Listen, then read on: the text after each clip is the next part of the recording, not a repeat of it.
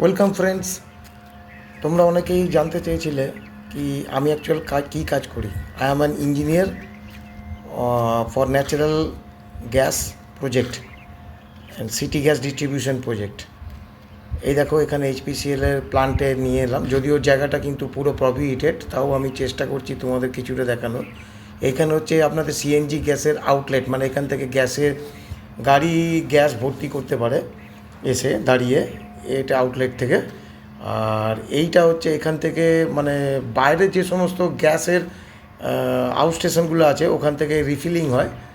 এখানে হচ্ছে এইখানে এরকম টাইপের কিছু বাংকার আছে। এই গ্যাস ব্যাঙ্কগুলোতে আমরা গ্যাসটাকে রিফিল করি আমাদের প্লান্ট থেকে, এবং এগুলো বিভিন্ন স্টেশনে গিয়ে আপনারা ওই গ্যাসের গাড়িতে যে গ্যাসটা ভরেন ওটা পান। এটা হচ্ছে কুলিং টাওয়ার। আর এইটা যেটা দেখছেন এটা হচ্ছে গ্যাস জেন সেট, মানে যখন ইলেকট্রিক থাকে না তখন এটার ওপর পুরো প্লান্ট এইটা দিয়ে চলে। এটা পাম্প হাউস, এখান থেকে কুলিং টাওয়ারে পাম্প জল করে যাচ্ছে।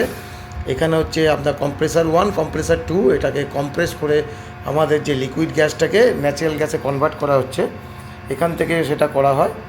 এবং এখানে যেটা দেখছেন এখানেও একটা গ্যাস ব্যাঙ্ক রয়েছে, এখানে গ্যাসটা স্টোর করছে এবং এটা আন্ডারগ্রাউন্ড পাইপলাইন থ্রু আউটলেটের ওখানে চলে যাচ্ছে। এটা হচ্ছে আমাদের অফিস সেটআপ, এখানে আমাদের এই বসে। এইবার আসুন দেখাই মেন পার্ট।